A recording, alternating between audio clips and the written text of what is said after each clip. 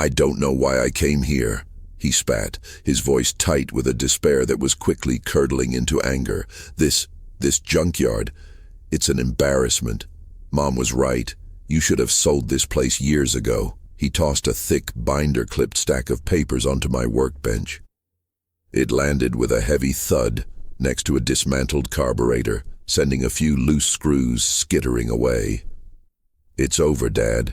We're going to lose everything. The firm, the house, everything. He finally looked at me, his eyes pleading for an answer I didn't have, seeing not his father but just an old man covered in grease. The world seemed to slow down. The hum of the old fluorescent light above my bench became a deafening buzz. Everything I'd ever worked for was for him. To see him stand there, broken, and to have him throw my life back in my face as worthless junk. It was a blow heavier than any steel beam I'd ever lifted. My eyes drifted from his defeated face to the pile of documents. A single sheet had slipped out. A technical blueprint, crisp and blue, my gaze fixed on a small logo in the corner, a symbol I hadn't seen in 40 years. Without thinking, my hand moved, my calloused fingers wrapping around the cool, familiar weight of an old wrench lying on the bench. A cold shock went through me. How could this forgotten tool from my first job have anything to do with my son's high-stakes corporate lawsuit? My mind reeled, pulling me back 6 months, back to the Sunday dinner when this whole nightmare began. Daniel had arrived late, smelling of new car leather and ambition. He'd just landed the biggest case of his career, representing a small tech startup against the corporate behemoth Omnicorp in a patent dispute. He was glowing with pride. "These guys are giants, Dad," he'd said, "but their patent is built on a lie. I'm going to prove it." I was so proud. I could have burst. My son, the giant slayer. But over the next few months, the glow faded. The giants fought back with an army of lawyers. Daniel's confident updates became clipped, frustrated phone calls. His visits to my home, once a weekly ritual, became rare, and when he did come, it was with a thundercloud over his head. It was during one of those visits about a month ago that he first suggested I sell the workshop. "You're getting old, Dad," he'd said, trying to sound concerned, but his eyes kept scanning the cluttered shelves, the hanging tools, the grease-stained walls, with undisguised shame. "This place is a liability.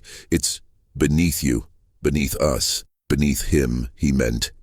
He, with his law degree from a university my busted knuckles paid for, saw my life's work not as a foundation, but as an anchor holding him back. He didn't see the sanctuary this place was for me. The one place where the world made sense, where problems could be solved with logic and the right tool. He only saw junk. After Daniel left that day, leaving the heavy legal file on my bench like a tombstone, I sank onto my stool. The silence of the workshop was absolute. His words, "We're going to lose everything," echoed in the quiet space, mixing with the shame he'd heaped on me. This was my rock bottom. I felt like a failure, not just as a mechanic, but as a father. I had given my son a world of opportunity, and in return, he saw my world, the very source of his success, as nothing but an embarrassment. The weight of his disappointment was a physical thing, pressing down on my chest until it was hard to breathe. I sat there for a long time, just staring at the file. It was a beige cardboard rectangle, thick and officious, with the words Omnicorp V, Aurasync Technologies, printed in stark black letters. It looked so alien here, a sterile piece of his world dropped into the warm, oily chaos of mine. He'd said I wouldn't understand the legalese, that it was a Hail Mary just to give me something to do, to make me feel involved. The condescension in that gesture was a sharper pain than if he'd just walked out without a word. My gaze drifted from the file, sweeping across the workshop. I saw it now through his eyes. The wall of wrenches, each one a story, became just clutter. The vintage engine block I was restoring, a masterpiece of mechanical logic, was junk. The faint, permanent scent of gasoline and metal, the perfume of my life's work, was just a smell. He was ashamed of the calluses that had paid for his textbooks, of the grease under my nails that had put a roof over his head. The foundation I'd built for him had become, in his polished corporate world, a stain. A hot surge of anger cut through the despair. It was a clean, sharp feeling, better than the suffocating shame. Fine. If he thought this place was worthless, then I had nothing left to lose. I wouldn't sell it. Not for him. Not for anyone. But I would prove that this junk and this old man still had some use. I grabbed a clean rag from the hook and wiped my hands with a violence I usually reserved for stripped bolts. Then, I pulled the file toward me. The first page was a dense thicket of whereases and party of the first parts. My eyes glazed over. Daniel was right. It was impenetrable, but buried in the jargon were diagrams, schematics, blueprints of the disputed technology. My heart gave a little kick. This, I could read. It was a language of lines, shapes, and connections. The logic of machinery. Omnicorp's patent was for a proprietary data synchronization module, a little black box that, according to their claims, was a revolutionary piece of hardware. I traced the lines of the schematic with a greasy finger. It was complex, sure, but there was something familiar about the core architecture, a ghost of a memory nagging at the edge of my mind. I pushed the file aside for a moment and stood up, my joints protesting. I needed to move, to think with my hands. I walked over to the far wall, to the bank of metal drawers where I kept my specialized tools, the ones I almost never used anymore. I opened the third drawer down, the one that always stuck. With a grunt and a solid yank, it screeched open. The smell of old, dry metal and dust wafted out. Inside, nestled in faded custom-cut foam, were the relics of my past lives. Tools from my stint at the power plant, odd-shaped gauges from my time with the telecom company. My fingers brushed over them, a tactile history, and then I saw it. Tucked in the back corner, almost as if it were hiding, was a small, brushed aluminum calibration tool. It had a unique, multi-pronged head, designed to interface with a very specific, very outdated port. I picked it up. The weight was familiar, a perfect balance in my palm. Stamped on its side was a faded logo, a stylized letter C inside a gear. Cygnus Enterprises. My first real engineering job fresh out of trade school. We made diagnostic equipment for early mainframe computers. The company went under in the late 80s, swallowed whole by a competitor. I'd kept this one tool, a memento of my start. A cold tingle started at the base of my skull. I looked from the tool in my hand to the schematic on the bench. My eyes darted between the unique pattern of the prongs and a specific, oddly shaped cluster of contact points on Omnicorp's diagram. They were a perfect match. My fingers traced the cold, familiar shape of the tool, and the sterile conference room seemed to tilt. The implications were immediate and devastating. This object from a dead company was now a key piece of evidence in my son's lawsuit. A direct link I had to untangle before it was too late. My mind reeled, pulling me back to that visit a month ago when he'd first suggested I sell the workshop. The memory was sharp and painful. He'd scanned the cluttered shelves and grease-stained walls with undisguised shame, calling this place a liability. He, with his law degree from a university my busted knuckles had paid for, saw my life's work not as the foundation it was, but as an anchor. He saw only junk, never understanding this was my sanctuary. Now, standing in that same sanctuary, holding this impossible piece of the past, the two worlds, his and mine, violently collided. Omnicorp revolutionary hardware wasn't revolutionary at all. It was built on a piece of decades-old, defunct technology. A technology I had helped build. A technology for which I was holding the key. The weight on my chest was gone, replaced by a fierce, burning clarity. He thought my workshop was full of useless relics. But one man's junk, it turned out, was another man's evidence. I sat there for what felt like hours, just staring at the mess on my bench. My eyes kept returning to the blueprint he'd dropped. I pulled it out from under the file. The logo in the corner wasn't for Omnicorp. It was for Cygnus Enterprises. A flood of memories hit. The smell of the factory floor, the roar of the machinery, the pride I felt getting my first paycheck. My first real job, right out of high school, was at Cygnus. It wasn't just a job. It was where I learned everything I knew. Old man Stalwart himself hired me. He was a German immigrant with hands like gnarled oak and eyes that missed nothing. He didn't care about my lack of a degree. He cared if I could listen and if I respected the tools. I did both. For 3 years, I was part of a small team working on a pet project of his, a new kind of industrial actuator. It was a beautiful piece of engineering, elegant in its simplicity. We called it the Stalwart Linear Driver. It used a unique harmonic resonance to achieve its motion, a principle that was, as far as we knew, completely novel. I remember the day we got the first prototype to work. The whole team stood around, watching the piston slide back and forth with a quiet, powerful hum. Old man Stalwart clapped me on the back. "You see, Robert," he'd said, his accent thick with pride. "This is not just metal. This is a song. The market wasn't ready, or the marketing was bad, or maybe we were just ahead of our time." Stalwart Mechanics went under a few years later, a casualty of a shifting economy. The company was liquidated, its assets sold off for pennies on the dollar. The patents, I assumed, were bought by some faceless holding company and left to gather dust in a vault somewhere. We all moved on. I took the skills Stalwart gave me and built this workshop, this life. I never gave the linear driver another thought. Until now. My heart started hammering against my ribs, a frantic, hopeful rhythm. I scrambled over to my old filing cabinet, the one I hadn't opened in a decade, its drawers stiff with disuse. I yanked open the bottom one, the metal screeching in protest, and dug past old tax returns and appliance manuals. There, at the very back, was a faded green folder.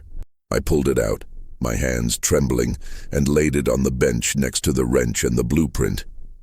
Inside were my old work papers, pay stubs, safety manuals, and a stack of technical schematics we were given for reference. I spread them out, my breath catching in my throat. There it was, the schematic for the Stalwart Linear Driver. I laid the Omnicorp blueprint Daniel had dropped right next to it. It was a perfect match. Oh, they'd dressed it up, of course. They'd given it a sleek, modern name, the OmniDrive Nexus. The casing was different, made of some new polymer instead of solid steel. But the core mechanism, the heart of the invention, was identical. The same arrangement of magnets, the same chamber for generating the resonant frequency, the same proprietary coupling design. They hadn't just been inspired by it. They had photocopied it and slapped their name on the cover page. A cold, sharp fury began to cut through the initial shock. This wasn't just a coincidence. This was theft. A deliberate, calculated theft of a dead man's legacy and the work of me and my colleagues. They had dug up this buried technology, polished off the rust, and presented it to the world as their own revolutionary breakthrough. And they had the gall to patent it, to use that patent to crush anyone who challenged them. People like my son. Daniel's words from a month ago echoed in the silent workshop, now imbued with a painful new meaning. This place is a liability. It's beneath you, beneath us. He had looked at my life's work, this sanctuary of grease and logic, and seen only an anchor. He had no idea that the very thing that could save him was hidden within these cluttered shelves. These schematics weren't forgotten paperwork. They were a timestamp, a testament to prior art. My own hands, these calloused, grease-stained hands, had helped assemble the very first prototypes. I wasn't just a retired machinist holding a piece of paper. I was a living witness. The fierce, burning clarity I'd felt earlier intensified, focusing into a single, white-hot point of purpose. All the frustration I'd felt toward Daniel, the hurt from his dismissal, melted away, replaced by a protective, paternal ferocity. He was fighting a dragon with a toothpick, not knowing I was standing in my cave, holding a spear. I carefully gathered the Stalwart schematics, my old ID badge I found tucked in the folder, and the heavy, logo-stamped wrench. I placed them in a clean metal box. This wasn't just evidence for a court of law. It was evidence for my son. It was proof that the foundation he thought was an anchor was in fact made of bedrock, that the world he was so eager to escape from held the key to saving the world he so desperately wanted to belong to. I picked up my phone, my thumb hovering over Daniel's name. My chest felt tight again, but this time it wasn't with despair. It was with the weight of a truth that was about to change everything.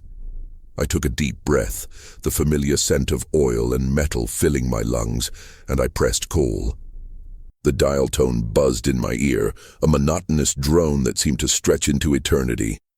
Each passing second was a tiny hammer blow against my newfound resolve. I could picture him, phone face down on his minimalist desk, the screen flashing with my name. An interruption from a world he considered obsolete. The scent of oil and metal, once a comfort, now felt thin and brittle in the air. Maybe he was in a meeting, pontificating about synergy and disruptive innovation. Maybe he was just ignoring me. Just as I was about to give up, the line clicked open. "Dad, I'm in the middle of something critical." Daniel's voice was a controlled exhale, layered with the impatience of a man juggling continents. The words I'd so carefully assembled, proof, foundation, bedrock, tumbled into a jumble in my throat. The white-hot point of purpose flickered. "Daniel, I need to see you. It's urgent. If this is about the carburetor on the old lawnmower again, I really don't have the bandwidth. We can talk Sunday. This is a multi-billion-dollar patent infringement case. It's complicated. It's only complicated if you're looking at it from the wrong angle," I said, my voice lower, steadier than I expected. "I have something that changes everything. And I have the wrench from the fabrication lab, the one with the stalwart logo they forgot to grind off. Because it wasn't just a little industrial firm. It was the cradle. Daniel, I was there. We built the first prototypes of a pressure-dispersing actuator assembly 20 years ago. It was crude, it was loud, but the principle is the heart of what Omnicorp is claiming you stole, but they didn't know its secrets. My son's fancy education had made him blind to the answers hidden in plain sight, the logic you could feel in the heft of a wrench. I decided then and there I would not let him fail. "That's impossible," Daniel finally said. But the certainty in his voice was cracking. I could hear it, a lawyer's doubt.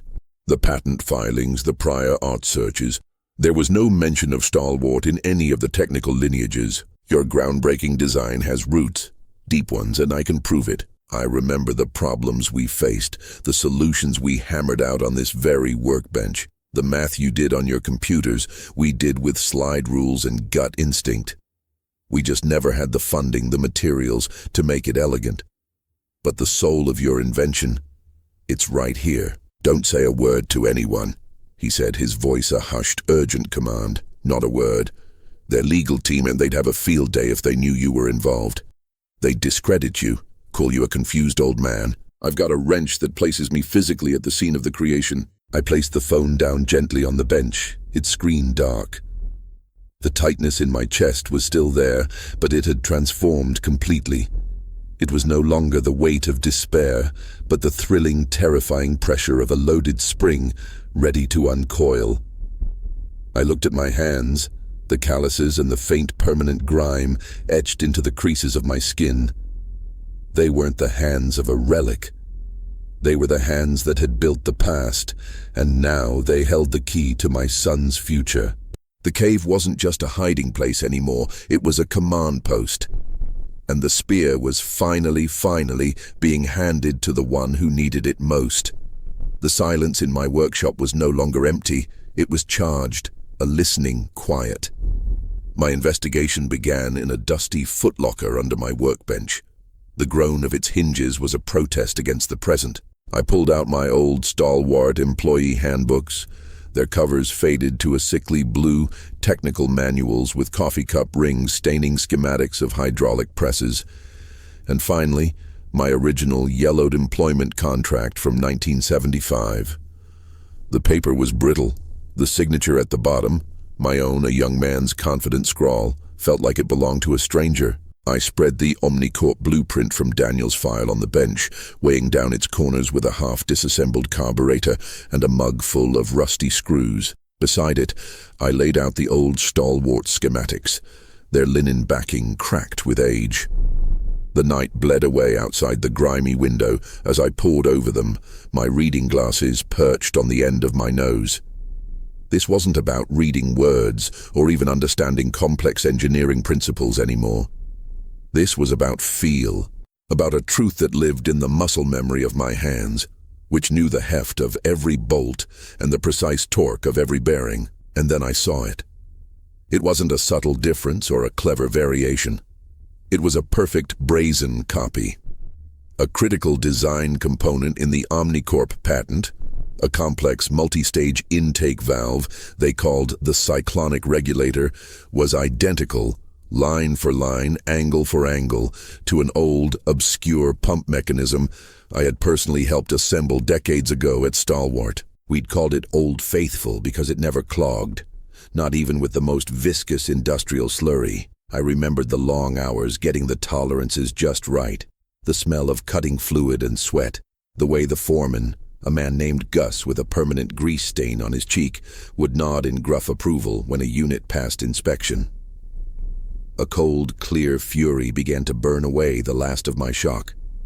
This wasn't just theft. It was a violation. They hadn't just stolen an idea. They had exhumed a piece of my life, scrubbed it clean of the fingerprints of the men who built it, and presented it as their own gleaming innovation. My hands, resting on the paper, trembled not with age, but with a raw, indignant energy.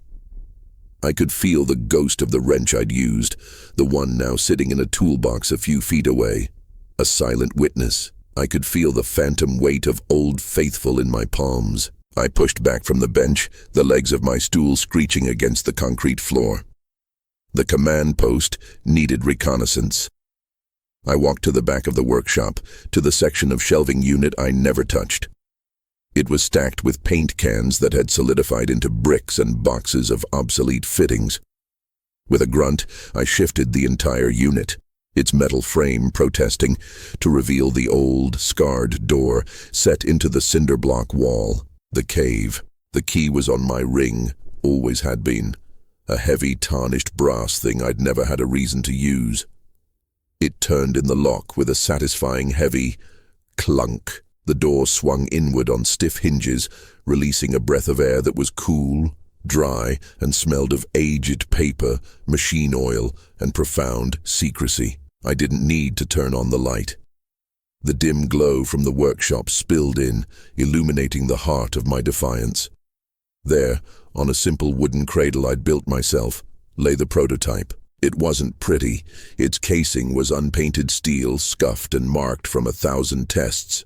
Wires spilled from an open panel, and a hand-soldered control board was visible within. It looked like a relic, a mad scientist's project. But it was the truth. It was the original Old Faithful, the physical proof that the heart of Omnicorp's billion-dollar product had beat first in this dusty, hidden room. My son was coming home to a war. He thought he was bringing the fight to them, armed with legal briefs and a sharp mind. But I realized, standing in the doorway of that hidden room, that I was already on the battlefield. I had been for 20 years. I just hadn't known it. I was a garrison guarding a forgotten fort, and the enemy had just marched past, flying my own flag. I closed the door and locked it, the sound final and resolute. I returned to the bench and stared at the 2 sets of schematics, the sterile, perfect lines of the Omnicorp patent next to the hand-annotated, coffee-stained Stalwart originals. The contrast was the story. It was the story of a corporation that built nothing but profit, and the men in workshops who built everything else. My son was coming home to fight a dragon with a legal brief. But I was the one who had, by sheer stubbornness and sentimentality, kept the dragon's original tooth and claw. Let him have his day in court. I would provide the scene of the crime. The pressure in my chest, that loaded spring, tightened another notch. I wasn't just keeping the past safe anymore. I was arming for the future. And for the first time since Daniel's call, a genuine hard smile spread across my face. Let their legal team come. They were prepared for a lawyer. They weren't prepared for a mechanic who knew, down to his very bones, how their prized machine was built, because he was the one who had built it first. The vinyl of the booth seats sighed under my weight as I slid in. The scent of stale coffee and frying bacon, a familiar, grounding comfort. Gus was already there, a mountain of a man folded into the cramped space, his big, calloused hands cradling a chipped ceramic mug like it was a delicate bird. Time had stooped his broad shoulders and silvered the thicket of his hair, but his eyes, the sharp, clear blue of a gas flame, hadn't dimmed one bit. They were the eyes of a man who could still read 1/1000th of an inch on a micrometer and remember the torque specification for a bolt he'd last tightened 20 years ago. "Arthur," he grunted, a simple, solid sound that was more of a homecoming than any welcome banner could ever be. "Gus, thanks for coming." Gus had never been a man for small talk. Uncaping the tube, I slid the contents out, the heavy paper crackling with the sound of unfolding history. I smoothed the first set of schematics flat, the pristine, digitally rendered lines of the Omnicorp patent gleaming under the diner's fluorescent lights. Gus glanced at it, his expression neutral, a master craftsman looking at a mass-produced replica. "Fancy," he murmured, a world of dismissal in that single word. Then I laid the stalwart originals next to it. The effect was instantaneous. It was like watching a lighthouse beam sweep across a dark sea. His eyes, those legendary repositories of every project we'd ever sweated over, ignited. His breath caught, a soft, ragged inhale. His finger, thick and scarred from a lifetime of nicks and burns, hovered over the paper, not touching but tracing the ghost of the lines in the air. "My God," he whispered, the words full of reverence. "The old girl. Your boy's gonna fight a corporation?" When I finished, he was silent for a long moment, his gaze locked on the coffee-stained corner of the stalwart schematic, where my own faded initials, AS, were scribbled next to a tolerance note. He reached out, and this time his finger did touch the paper. A gentle, almost paternal gesture. "Project Chimera," he rasped, the name a relic dislodged from the depths of his memory.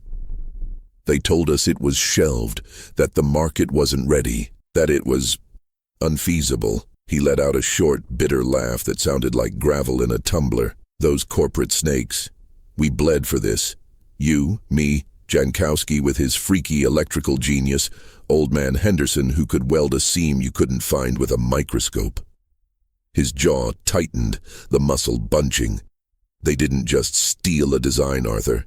They stole the sweat. They stole the late nights. They stole the soul of the thing, to the sacred, grimy truth of building something with your own hands, of solving a problem not for a profit margin, but for the sheer, beautiful challenge of it." The contrast between the two sets of schematics on the table was the entire story, laid bare. On one side, sterile perfection, a product. On the other, a living document, a testament to human ingenuity and stubbornness, complete with coffee rings and frantic notes written in the heat of creation. "He's in," I had thought just minutes ago, hoping for an ally. Now, looking at the fire in Gus's eyes, I knew I had something far more potent. I had a witness. I had a fellow veteran from the forgotten front lines. "So, what's the play, Art?" he asked, his voice now all business, the sentimentality burned away in the forge of his anger. "We can't just hand this to some suit, no offense to your boy, and we make sure that when their lawyers walk in, thinking they're up against a retired mechanic and his old foreman, they realize too late that they're actually standing in front of the two men who built the very ground they're standing on." It had just found its lieutenant. The air in Gus's attic was thick with the smell of aged paper and settled dust, a dry, sacred scent that felt like breathing in memory itself. Sunlight, heavy with motes, streamed through the single grime-caked dormer window, illuminating a landscape of stacked plastic bins and forgotten furniture. It was a time capsule, all right, but not a curated one. This was a fortress archive, The kind maintained by a man who knew, bone deep, that history is written by the winners and that you'd better keep your own damn copies. Gus watched me from the top of the pull-down ladder, his bulk blocking the light for a moment. "You sure you want to dig through this graveyard, Art? Lot of ghosts up here. We need the ones that can testify." Now we were back on the clock, on the forgotten front lines, just like we'd agreed over the clinking of our coffee mugs. The bins were exactly where he said. I pulled the lid off the first grey one, and the past hit me like a physical wave. Not in a sentimental way, but in the way of old battlefields, a chilling, specific gravity. Here were the paper corpses of 100 dead-end projects, the brilliant failures that never saw the light of a boardroom. And then, tucked between a proposal for a magnetic coupler and the stress test results for a prototype hydraulic press, I found it. A cardboard box, narrower than the rest, labeled simply Chimera Originals, in Gus's all-caps block print. My hands were steady as I lifted it out, but my heart was hammering a frantic rhythm against my ribs. This was it, the Sanctum Sanctorum. Inside, protected by brittle yellowing tissue paper, was a set of schematics, but they weren't the sterile, printed CAD drawings Omnicorp had in its vaults. These were the hand-drawn originals, laid out on large sheets of vellum. The lines were confident, ink and graphite, but they were alive with the human touch of their creation. Smudges from a careless thumb. A coffee ring, brown and faded, haloing a complex gear assembly. Frantic notes written in the margins in at least 3 different hands. Check tolerance here, J. Will this hold under cyclical load? G. Brilliant, but can we afford the sintered alloy? P. It was our story, written in ink and intuition, a testament to the nights we'd spent in that neon-lit design bay, fueled by bad coffee and the beautiful, maddening challenge of making a thing that had never existed before. Omnicorp's patent was a lie, a clean corporate fiction. This, in my hands, was the grimy, sacred truth. I considered telling Daniel, but the thought died almost instantly. He was a good kid, sharp, but he fought with rules of engagement written by the very empire we were trying to siege. He'd want to file a motion, schedule a deposition, play the long, expensive game. What we had here was a weapon for a different kind of war, one fought from the shadows.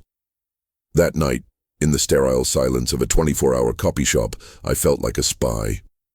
The fluorescent lights hummed a flat, anonymous tune as I laid the precious schematics on the glass of the scanner. I didn't copy the whole thing. That would be too obvious, too desperate. I just needed a taste, a whisper. I scanned a single, critical page, the one detailing the self-compensating thermal expansion joint, the very heart of the Chimera design. I made sure the scanner captured the coffee stain, the frantic note from Paul in the margin. I wanted it to feel like a leak, not a broadcast. Back home on a cheap, untraceable laptop I'd bought with cash, I composed the message. The words were chosen with the precision of a bomb maker.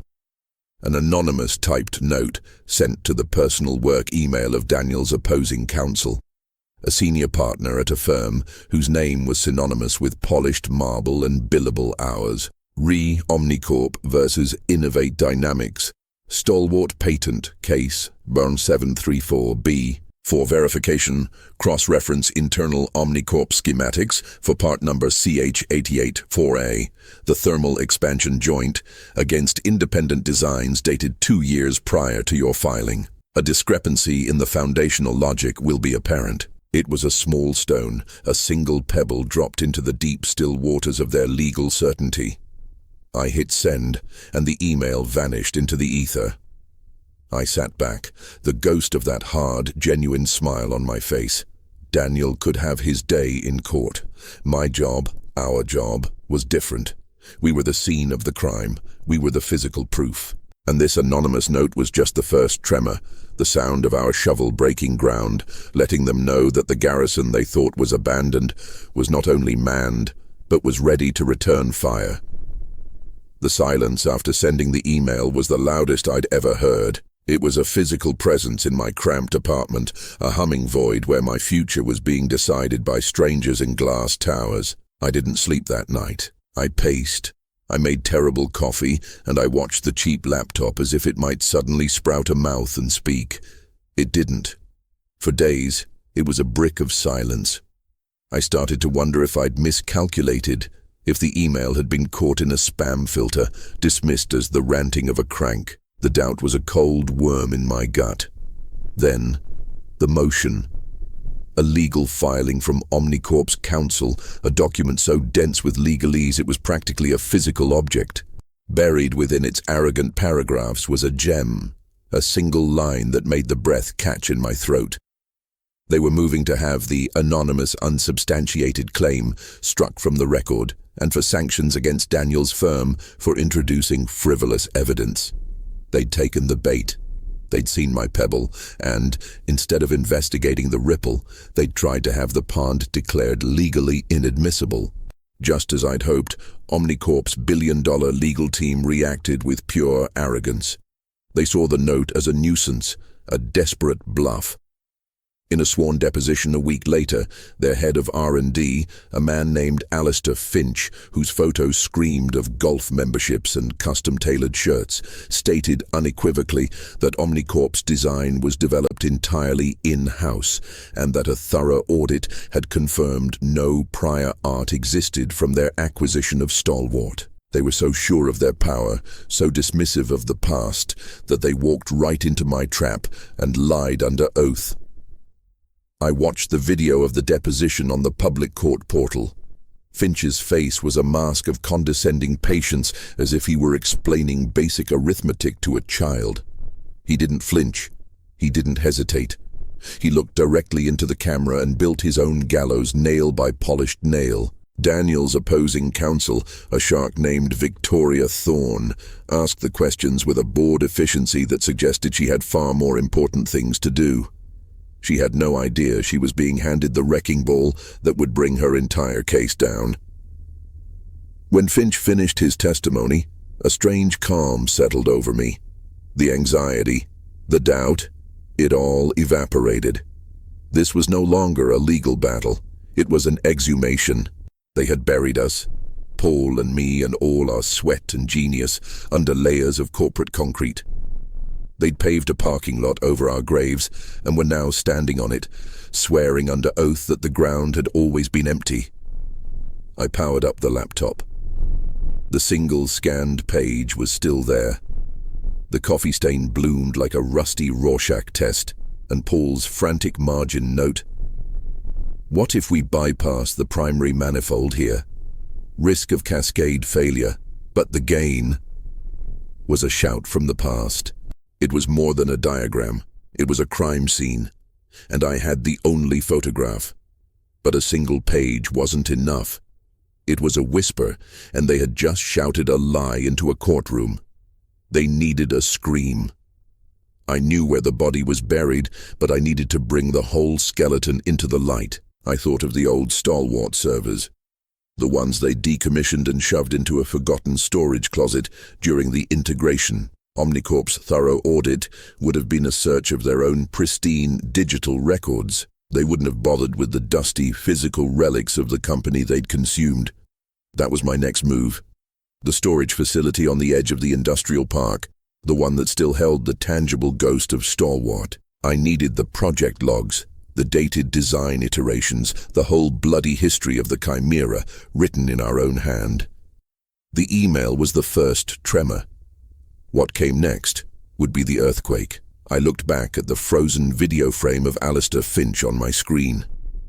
His smug, untroubled face was a monument to his own ignorance. He thought the past was a quiet, compliant thing. He was wrong.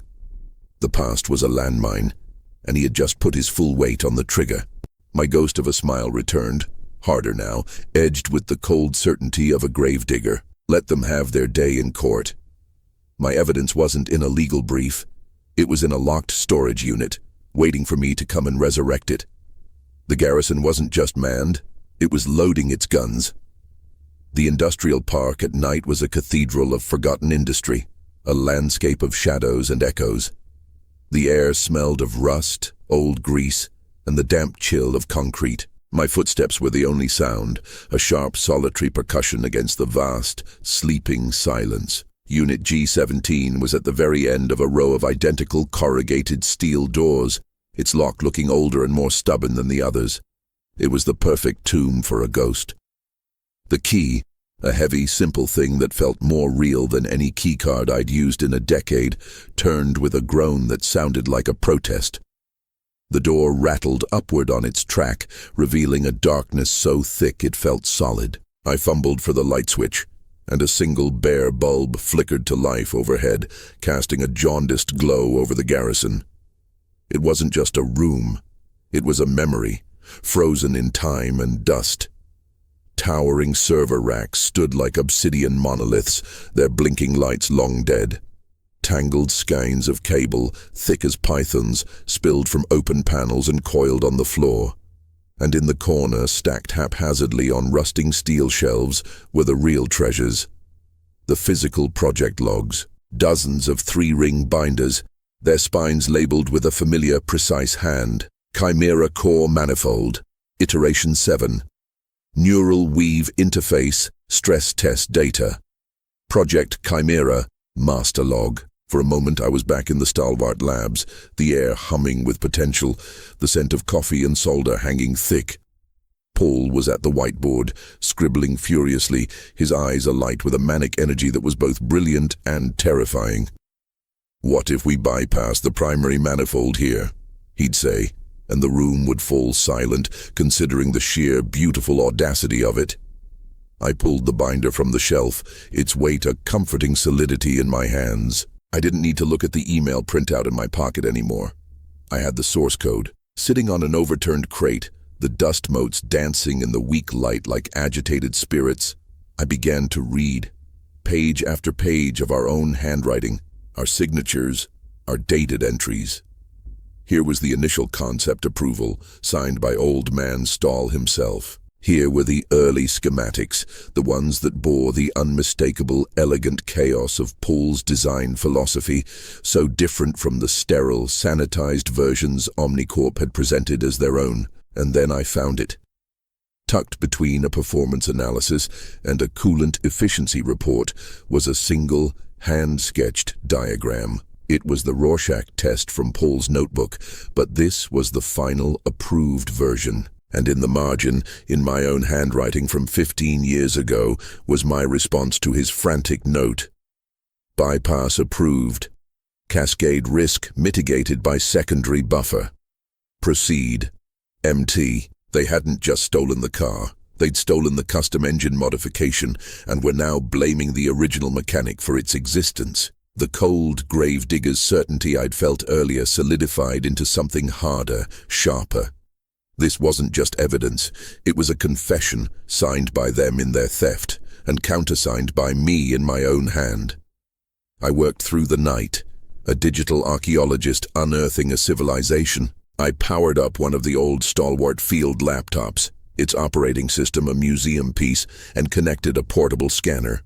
The whir and click of the scanner became the soundtrack of my counterattack. I digitized the diagram, the project log entries, the signatures. Each scan was a bullet being loaded into a magazine. By the time the first gray light of dawn touched the high, grimy windows of the unit, I had it all. A digital tomb, a complete record of the Chimera's true genesis. I locked Unit G17 behind me, the groan of the door sounding less like a protest and more like a salute. The war was no longer a shadow game. The garrison wasn't just loading its guns, it was marching to the front. Back in my workshop, the familiar scent of ozone and warm metal was a homecoming.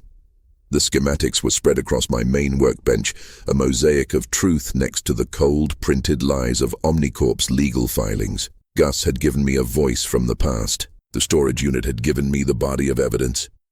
Now I needed to bring in the one person who could help me wield it all. It was time to bring my son into the war room he never knew existed. I pulled out my phone, my thumb hovering over his name. This wouldn't be a father asking for help. This would be one engineer briefing another on a critical system failure. The system was justice. The failure was monumental. And the fix was us. I took a deep breath, the plan solid in my mind, a perfect, terrible machine. Then I pressed call. The phone rang for what felt like an eternity, each tone a hammer strike on the anvil of my resolve. I heard a click, then the muffled sound of traffic. "Dad? What is it?" His voice was flat, sanded down by exhaustion. "I need you to come to the workshop, now." I kept my tone level. An engineer reporting a data point. "I found something you need to see. I'm kind of in the middle of..."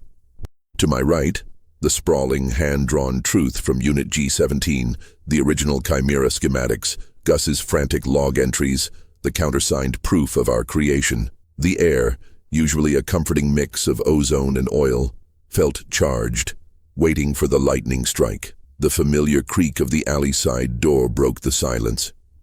He walked in with the same slumped shoulders I'd seen in my office days ago, but the exhaustion had deepened, curdling into a kind of numb resignation. He didn't look at me, his gaze sweeping over the cluttered workshop as if it were a tomb. "You dragged me away from a mountain of paperwork that basically signs the death warrant for my career," he said, his voice devoid of any heat. It was worse than anger. It was acceptance. "So, what's the emergency? Dig up some old capacitor you think will change the world?" He finally looked at me, and the disappointment in his eyes was a physical weight. He saw this as my last, sad gambit, the deluded flailing of an old man who couldn't accept reality. The air was thick, just like before, saturated with his despair and the frantic energy of my hidden truth. We were right back at that precipice. But this time, I had a bridge. "This isn't a capacitor, Daniel." I gestured to the right side of the table. "Look." I saw the engineer in him flicker to life for a fraction of a second, a spark of professional curiosity before it was snuffed out by his overarching gloom. "Old schematics. So what? We have a whole archive of dead projects. The corporate archives only show development starting 5 years ago. This is from before I was even in college." His face lost what little color it had. "Stalwart R&D, under direct order from Silas, has commandeered the project. They're calling it a strategic consolidation." He looked up at me, his eyes wide. "Dad, what is this?" "And this is the smoking gun." Then his voice grew stronger, laced with a cold, sharp anger I hadn't heard in years. "They stole it from you, from Gus. They took our work, our lives, and they framed me for their theft." He looked from the documents to me, a storm gathering in his gaze. "All this time, the leaks, the incompetence, they were setting me up to take the fall for a product that was never theirs to begin with. The failure is in the core programming of the company itself, a fatal bug called greed. And it's corrupted everything." He knew they were coming for it. "So, what's the plan, Chief?" he asked, the old familiar title from our weekend projects in this very workshop slipping out naturally. I tapped the digital archive on the field laptop. "We have the truth. Now we need to weaponize it. Their entire legal case is a house of cards built on a foundation of lies. We don't just knock it over. We trigger a seismic event right under it. We go after the source code of their deception. Not from a courtroom gallery, but from right here." I swept my hand across the workbench. "This is our war room, and the front line is everywhere they've told their lie. Let's show them what happens when they try to decommission the original architects." The conductor was ready, and the symphony was about to begin. For me, for us, I let that hang in the air between us. They think they've won. They think the case is closed. They've forgotten that the guys who build the machines also know how they can be broken. "So, what's the plan, Chief?" he asked, the old familiar title from our weekend projects in this very workshop slipping out naturally. The word was a key, unlocking a door I thought had been welded shut. I tapped the digital archive on the field laptop. "We have the truth. Now we need to weaponize it. Their entire legal case is a house of cards built on a foundation of lies. We don't just knock it over, we trigger a seismic event right under it. We go after the source code of their deception. We'll need to, and the front line is everywhere they've told their lie. Let's show them what happens when they try to decommission the original architects."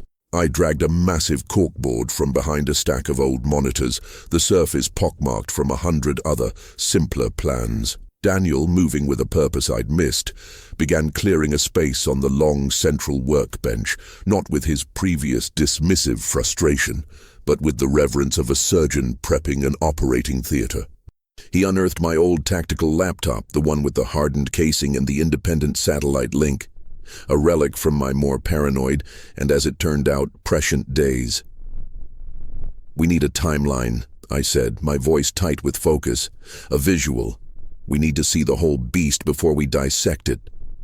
I'll pull the public filings, the press releases from Omnicorp, the dates of the discovered evidence they're using." His fingers flew across the keyboard, a staccato rhythm that was the first music this place had heard in a long time. "We map their lie against our truth. Then, printouts of the key schematics, the ones that proved the safety override Omnicorp claimed I'd negligently disabled was, in fact, a deliberately engineered backdoor they had installed post-production. My blueprints, my handwritten notes in the margins, were the scripture that would become their heresy. Daniel worked in parallel, his legal mind structuring the chaos.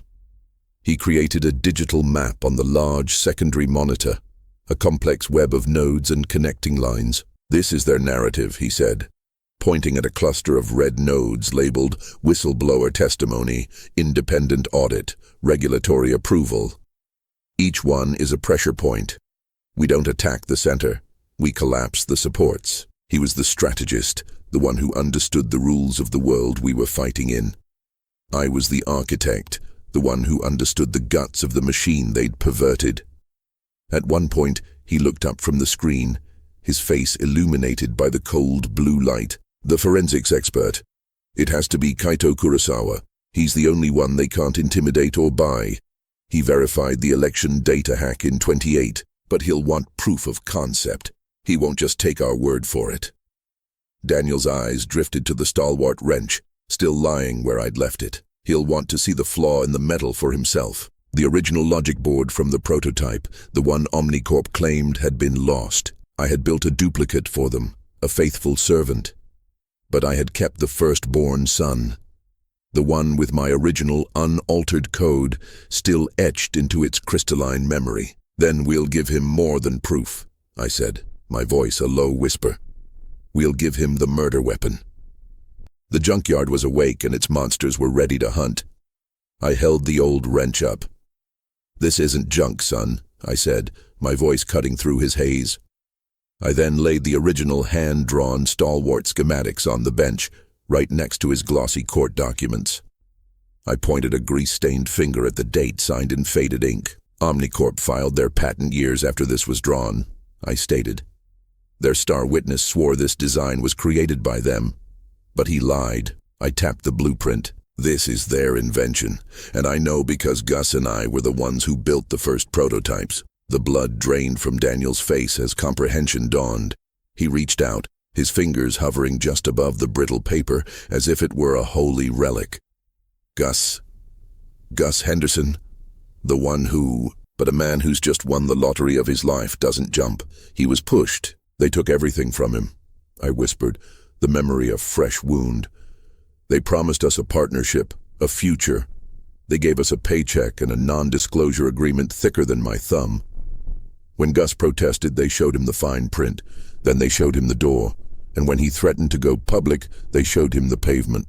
This is why you live in this fortress of solitude." He gestured around the junkyard, finally understanding it wasn't a retreat.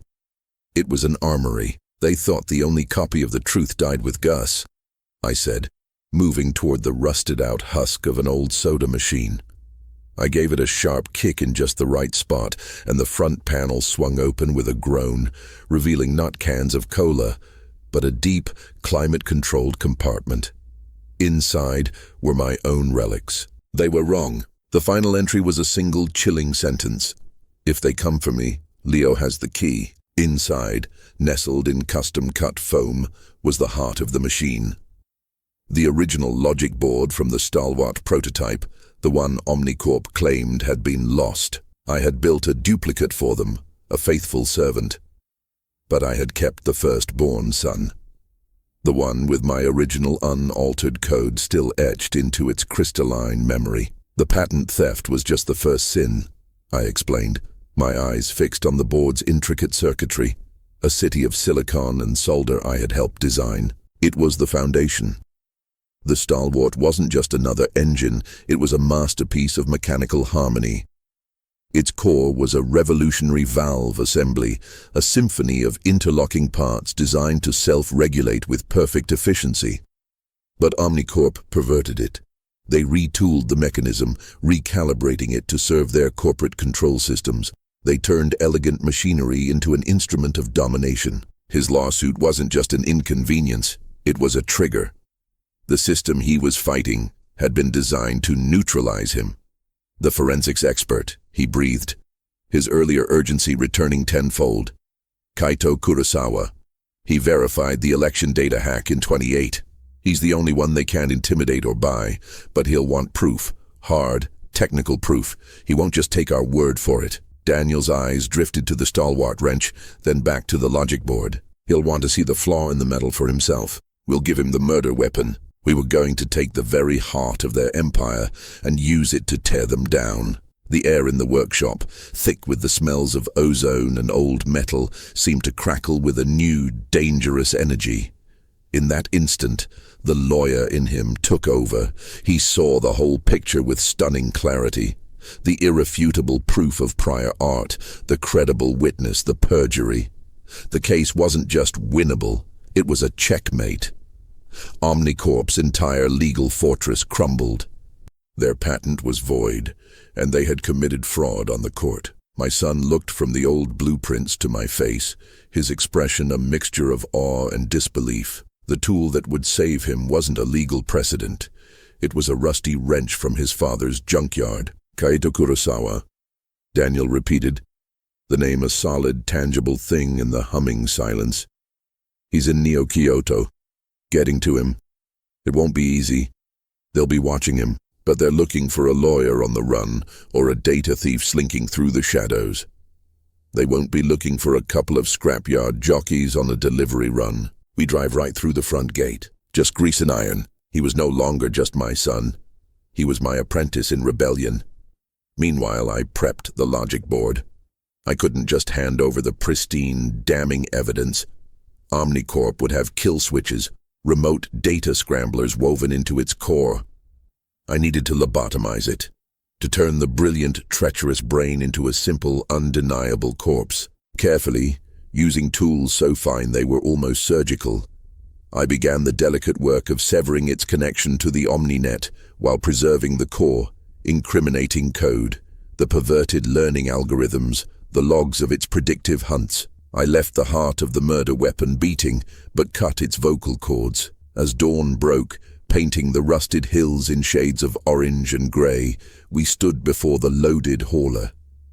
It was a hulking, ugly thing, smelling of diesel and decay. The logic board was nestled in its dark womb, a sliver of silent cold fury hidden inside a mountain of dead metal. Daniel stood by the passenger door, his suit jacket long discarded, his hands smudged with grime. He looked at the hauler, then at the sprawling, chaotic landscape of the junkyard. "All my life," he said, his voice quiet, "I thought this place was your retreat, your surrender, until it became my fortress." In the side mirror, I watched the junkyard recede, its skeletal frames and dormant engines no longer a collection of forgotten things, but a sleeping army we had left behind. We hit the arterial highway, merging with the sleek, automated traffic. Our grime-streaked hauler was an anomaly, a stubborn piece of the old world stubbornly navigating the new. Daniel stared out the window at the gleaming spires of the city, glowing in the distance. A place he had tried to conquer with words and was now returning to with a weapon. An alert chimed on the hauler's dashboard, a traffic notice rerouting us due to a scheduled corporate motorcade. I glanced at the alternate route. It was taking us through the older industrial sectors, a path that felt a little too convenient. "Daniel," I said, my knuckles tightening on the worn steering wheel, "check the rear camera.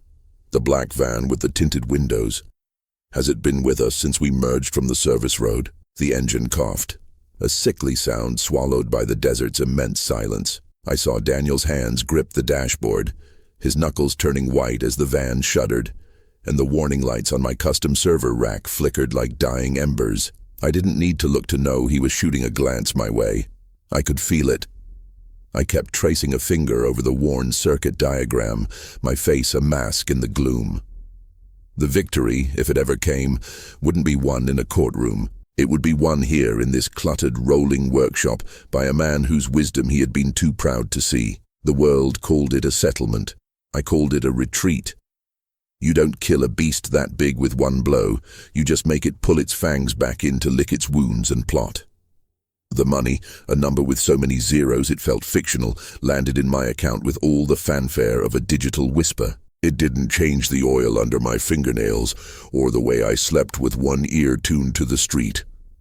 Gus had taught me that the quiet after the storm is just the time it takes for the next one to gather. Daniel, for his part, tried to pay his debt. He showed up at the junkyard a month after the news cycles had chewed through the scandal and spat it out. He was driving a sensible, silent electric sedan, but he'd traded his three-piece suits for jeans and a worn leather jacket that looked like it was trying too hard. "I don't know how to thank you," he said, his hands shoved into his pockets, looking every bit the boy who'd come to me for a magic trick. "You don't?" I grunted, not looking up from the transmission I was tearing apart. The grease felt more real than his gratitude. "It's done. What you did. What Gus built." He gestured vaguely at the hauler, now parked in its spot of honor. A queen returned from battle. I was an idiot. I thought the law was a set of rules. You showed me it's just the language the powerful use until it becomes inconvenient. So what are you going to do with that profound insight? I asked, wiping my hands on a rag. "I'm leaving the firm," he said, his voice gaining a sliver of its old conviction. "I'm starting a non-profit. A legal defense fund for the little guys, the ones Omnicorp and its siblings steamroll every day. We'll use their own systems against them." But it was a better direction for his fire than climbing a corporate ladder. He was trying to build a fortress of his own. "Good," I said, a single curt nod. "You'll need a better car." I watched his sensible car disappear down the road, a lone, clean fish swimming back into a murky ocean. He had his path. I had mine. Mine was here, in the kingdom of rust and memory. The Omnicorp money didn't buy me a new life. It bought me more of my old one. I reinforced the perimeter fence, installed a seismic sensor network that could detect a rabbit a mile out, and buried a redundant power grid that could run the whole operation for a year. I bought every piece of analog, pre-digital machinery I could find at auctions, lathes, presses, forges. The junkyard wasn't just a home anymore, it was an arsenal, a fortress, just like I'd told Daniel. The hauler sat at the heart of it all, its engine block still warm with the ghost of our run. I'd kept it exactly as it was, grime and all.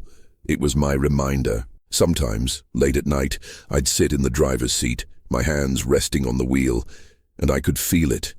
The thrum of the engine, the vibration of the highway, the cold dread of the black van in the mirror. The memory was a cold burn in my veins. The news feeds, which I monitored through a labyrinth of encrypted buffers, slowly stopped talking about Omnicorp's regrettable incident. They'd rebranded, of course. New name, new CEO with a softer face, new slogan about ethical innovation. The old CEO and the R&D head got slaps on the wrist, a few months of comfortable house arrest. The system had absorbed the shock, excised the visibly infected cells, and was healing over stronger and more cynical than before. I knew we hadn't won. We'd just drawn a line in the sand. And I knew with a certainty that was as solid as the steel I welded every day that they would look across that line eventually. They would remember the junkyard mechanic and the lawyer who'd humiliated them. The monsters were always on the move, so I waited. I built. I listened to the silence, and in the groan of a shifting transmission or the scent of ozone after a weld, I could still hear Gus's voice, a low rumble beneath the noise of the world. "A man's not defined by the fight he picks, son," he seemed to say. "He's defined by the ground he chooses to stand and fight on." I looked at my son, really looked at him. The city-sharp edges had been sanded down by something I couldn't name. His hands, which I'd only ever seen tapping on a screen or gesturing in a courtroom, were resting on the cold, greasy block of the hauler's engine. They weren't flinching away. The silence that followed his question wasn't the empty kind I'd grown used to. It was thick, charged, like the air before a summer storm. "Yeah," I said, the word rough in my throat. "Yeah, I can show you. Too much of one, not enough of the other, and it chokes. Or it screams and burns itself out." My finger moved to a bundle of wires. "And these, nerves, they carry the spark, the fire. Without that jolt, nothing happens. It's just a cold, dead block of metal. It's all about balance," I continued, my voice finding its old rhythm, the one I used to have when I'd explain why a bolt needed just one more quarter turn and no more. Pressure, timing, friction. It's a system, a messy, loud, beautiful system. And when it's right, you feel it. Not just in the seat of your pants, but in here. I tapped my chest. He nodded slowly, his eyes tracing the labyrinth of hoses and steel. "It's more organic than I thought. Now grab that 10mm socket, the one on the bench. Let's see if you remember which way Lefty Lucy goes." I showed him how to check the gap on a spark plug, how to listen for the telltale click, click of a good relay. He fumbled once, dropping a washer that rolled into the dark recess under the engine bay. He instinctively froze, a flicker of the old frustration crossing his face. I just reached into my pocket, pulled out another one and handed it to him. "Happens," I said. "The world's full of spare parts, you just gotta know where to look." "Thanks, Dad. They rebranded, you know," Daniel said quietly, staring at his oil-stained fingertips. "Omnicorp. They're called Ether Innovations now. New logo, new mission statement about harmonizing humanity with technology. The stock dipped for a quarter, then soared. They're bigger than ever." He looked around the workshop, his eyes scanning the reinforced steel I-beams I'd welded into the walls, the discrete camera housings, the heavy-duty power conduits that could run every tool at once. He saw it now. Not just a junkyard, an arsenal, a fortress. "You're still waiting. I lost a lot of clients after the case," he said finally. "The big corporate firms decided I was unpredictable, a liability. I'm not asking to pick up a wrench full-time, but this," he gestured between the two of us at the quiet understanding that had settled in the space. "This is solid. This is real. I've got, well, not a client, but a meeting, someone who needs help with a contract, a small thing, makes no sense until it does."